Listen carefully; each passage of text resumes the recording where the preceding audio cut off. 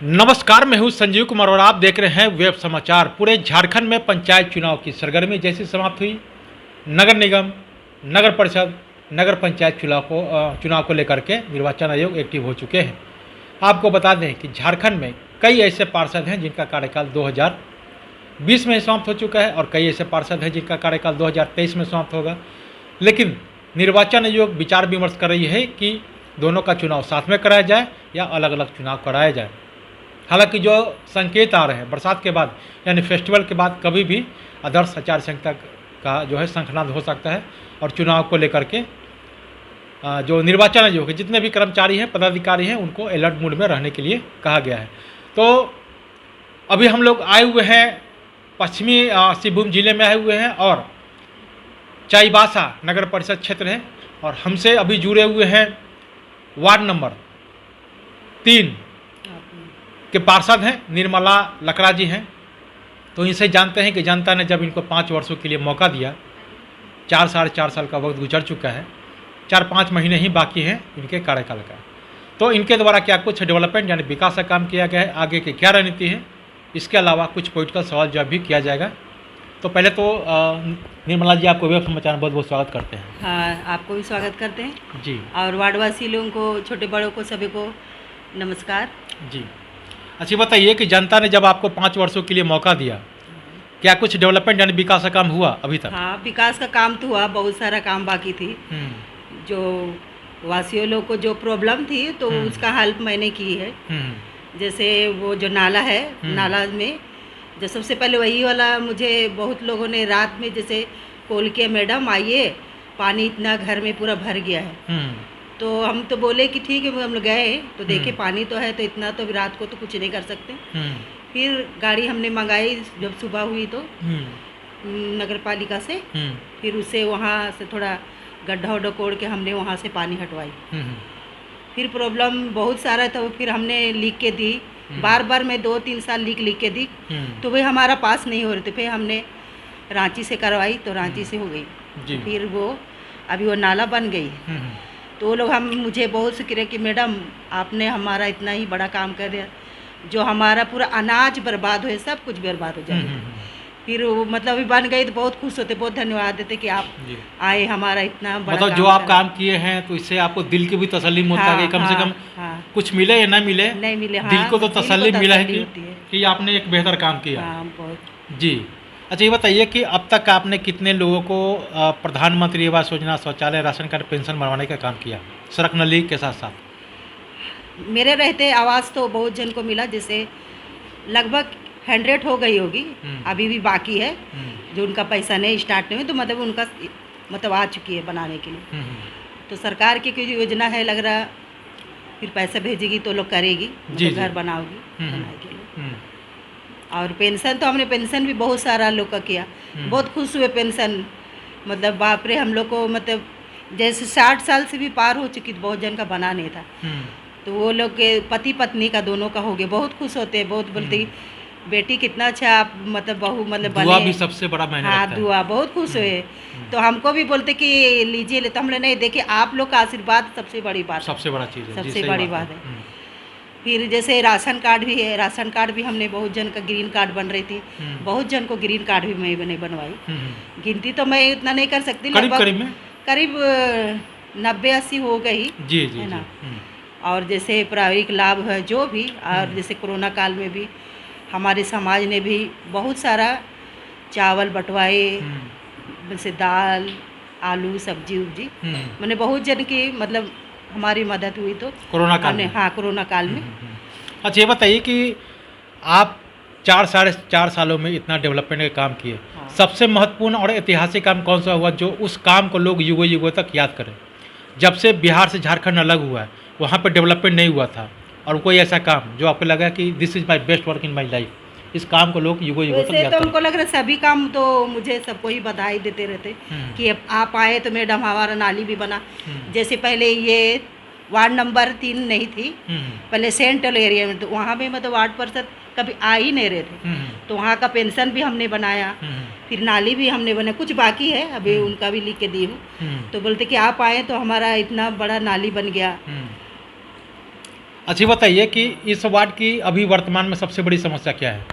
सबसे बड़ी समस्या तो अभी तो समस्या तो बहुत हो चुकी, जैसे अभी नाली अब कुछ कुछ बाकी है, जैसे बहुत बड़ी समस्या नहीं। मतलब अभी कोई नहीं, कोई हल्का फुल्का नाली वाली का है? हाँ, हल्का फुल्का। अच्छा बताइए कि अगर जनता का प्यार स्नेह लगातार आपको मिल जाता है और दूसरी बार आप वो मतलब चुने जाते हैं पार्षद के रूप में, तो इस वार्ड को मॉडर्न ऐतिहासिक आदर्श के साथ साथ स्मार्ट वार्ड के रूप में कैसे डेवलप करेंगे? क्या आपका रोड मैप होगा इस वार्ड के डेवलपमेंट के लिए, विकास के लिए? जैसे अभी हम मैंने मेहनत की बहुत, कोई को वैसे करेंगे वर्ड डेवलपमेंट जी, मतलब जब वो जीत जाएंगे तो उसके बाद आपने मन में बना रखा है कि मुझे चाहे वो शिक्षा हो, स्वास्थ्य हो, रोजगार हो, सड़क हो, नली हो, गली हो, पार्क हो, तालाब हो, ये आपके मन में है कि अगर जनता हमें दोबारा से मौका देगा तो ये आप दोबारा मौका काम करेंगे? दोबारा मौका तो देगा तो मैं करूँगी भी। आज जैसे हमारे घर से हमारे दादा ससुर पहले थे और हमारा ससुर भी वार्ड कमिश्नर पहले रह चुके। जी। और मुझे भी इच्छा था कि मैं भी, जब हमारे घर वाले लोग इतना सेवा कर चुके, मुझे भी इच्छा था कि समाज सेवा करने की, समाज सेवा और मुझे मौका भी मिला और जनता यानी आप लकी हैं कि आपके जो परिवार को, ससुर को और फिर दादा ससुर को भी मौका दिया और आपको भी मौका दिया, यानी इस परिवार पे यहाँ के लोगों को भरोसा है कि आप बेहतर काम करते हैं, बिना भेदभाव के काम करते हैं और हर सबको साथ लेके चलते हैं, सबका विकास करते हैं और सबका विश्वास जीत के चलते हैं, तो निश्चित तौर से आप पे लोग भरोसा करता है। अच्छा बताइए कि कोरोना काल में आपने लोगों को मदद किया। हाँ, मैंने ठीक है, लेकिन राज्य सरकार ने होल्डिंग टैक्स बढ़ा दिया, क्या सही है? देखिए हमारे क्षेत्र तो बहुत गरीब है, होल्डिंग टैक्स बढ़ा दिए तो बहुत कोई हमने का मतलब देने में असमर्थ हो रहे हैं। तो हमने बोर्ड मीटिंग में कहा था कि देखिए हमारे एरिया तो सेलेम क्षेत्र है, वो लोग दे नहीं पाएंगे तो इनके बारे विचार कीजिएगा बोल के बोला गया था हम लोगों वार्ड पार्षद में। तो बढ़ने से तो देखिए बहुत कोई को तकलीफ तो होगी, सही बात है। तब रोज कमाने खाने वाले लोग हैं ना, तो उतना तो दे नहीं पाएंगे, तो हम लोग इसके बारे विचार करेंगे बोल के बोल रहे थे। अच्छा ये बताइए कि आपके ससुर, आपके ददिया ससुर, जो ससुर के जो पिताजी थे वो भी पार्षद के रूप में रहे और आप भी रहे, तो आपके पास और आपके परिवार को पूरा काम करने का अनुभव हो चुका है। और इस बार पार्षदों के बीच से ही उपाध्यक्ष का पद चयनित होगा। हाँ, चयनित होगा। तो क्या आप उपाध्यक्ष के लिए भी फाइट करेंगे? अगर जनता आपको पार्षद बना देती है और पार्षदों का समर्थन मिलता है तो क्या आप उपाध्यक्ष के लिए फाइट करेंगे? जब मुझे जनता चुनेगी तो मैं कोशिश करूँगी कि कोशिश करूँगी। और मेरे दादाजी और ससुर लोग बहुत लंबा, पहले तो चुनाव जल्दी नहीं हो पा रही थी, 25 साल। मेरे ससुर भी 25 साल के और मेरे दादाजी भी 25 साल तक के। जी। अब मैं चाहती हूँ जनता पसंद करेंगे तो मैं तो जी जान से तो कर ही रही हूँ। जी, सही बात है। हाँ, अब पसंद भी कर रहे हैं कि आप आए बोल के हमारा इतना डेवलपमेंट। अच्छा ये बताइए कि आप एक जनता के प्रतिनिधि हैं, MP MLA भी जनता के प्रतिनिधि हैं।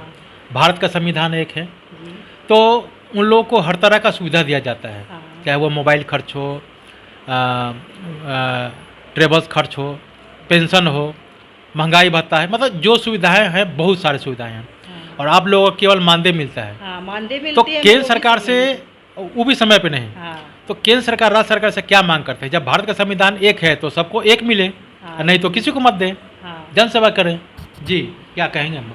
हम कहेंगे सबको, जैसे हम लोग भी सेवा कर रहे हैं, सभी को का मदद कर रहे हैं, तो हम लोग को भी उसी तरह हम लोग को भी मौका मिले कि मतलब कर सके, हमें मदद हमारी भी करें।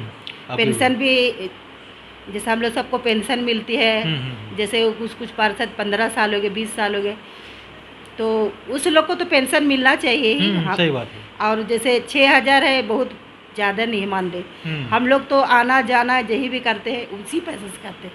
जी। तो हम लोग को तो मानदेय तो रहा नहीं, मतलब बहुत खाली सेवा में ही वो पैसा वापस चली ही जाती है। जी। अच्छा बताइए, केंद्र सरकार ने खाद्य पदार्थों पे जो GST लगा दिया है, क्या ये सही है? नहीं, सही तो नहीं है। देखिए हम तो बार बार बोल रहे हैं, गरीब लोग हैं GST लगा, जो अमीर लोग हैं, जो बिजनेसमैन है, जो नौकरी करने, वो लोग दे सकते हैं। रोजाना काम करने वाले लोग तो GST देने में तो असमर्थ हो जाएंगे। मतलब कि जहाँ पे मैन्युफैक्चरिंग होता है वहाँ तो आप GST ले ही रहे हैं, लेकिन जो आदमी परचेज कर रहा है वहाँ भी ले रहे हैं खाद्य पदार्थों में। भारत के इतिहास में ये पहली बार ऐसा हो रहा है। जी हाँ। अच्छी बताइए कि आप एक महिला हैं, पार्षद हैं, और भारत के जो राष्ट्रपति हैं द्रौपदी मुर्मू मतलब आदिवासी समाज से आते हैं, हालांकि उड़ीसा के रहने वाले हैं, जी। लेकिन आदिवासी समाज से आते जी हैं। हाँ। तो कैसा लग रहा है, क्या आप उनसे प्रेरणा लेते हैं? मुझे बहुत अच्छा लग रही है कि महिला बनी राज्यपाल, नहीं, वो राष्ट्रपति, अच्छी राष्ट्रपति राज्यपाल बनी। तो थी पहले हाँ राज्यपाल झारखंड थी, अभी राष्ट्रपति बनी। में। और वो पहले वार्ड परिषद से ही वो उतना राजनीतिक करियर का शुरुआत हाँ हुआ। अभी शुरुआत हो गई। हम्म। मुझे भी अच्छा लगे कि मैं भी आगे उसी तरह बढ़ूँ, एक महिला जी जी, उतना कर सकती तो हम लोग भी कर सकते हैं, क्यों नहीं कर परिषद सकते? कर सकते हैं। जी जी। तो आपने सुना कि जिस तरह से वार्ड पार्षद हैं वर्तमान में निर्मला लकड़ा जी हैं, वार्ड नंबर 3 के, इन्होंने क्या कुछ कहा वार्ड के डेवलपमेंट के लेकर, विकास के लेकर, और आगे की क्या रणनीति है, तमाम बिंदुओं पे इन्होंने अपना पक्ष व्यापक रूप से रखने का काम किया है। तो चलते हैं दूसरे पार्षद के पास, उनसे जानते हैं उनके द्वारा क्या कुछ डेवलपमेंट यानी विकास का काम किया गया है और आगे की क्या रणनीति है, तमाम बिंदुओं पर उनसे भी बातचीत होगी। आपने वेब समाचार में समय दिया, इसके लिए बहुत बहुत धन्यवाद। धन्यवाद। तो अगर आपने हमारे चैनल को अब तक सब्सक्राइब नहीं किया है तो सब्सक्राइब कर ले, बेल आइकन पर दबाएं ताकि हर छोटी बड़ी खबरों से रूबरू हो सके। बहुत बहुत शुक्रिया।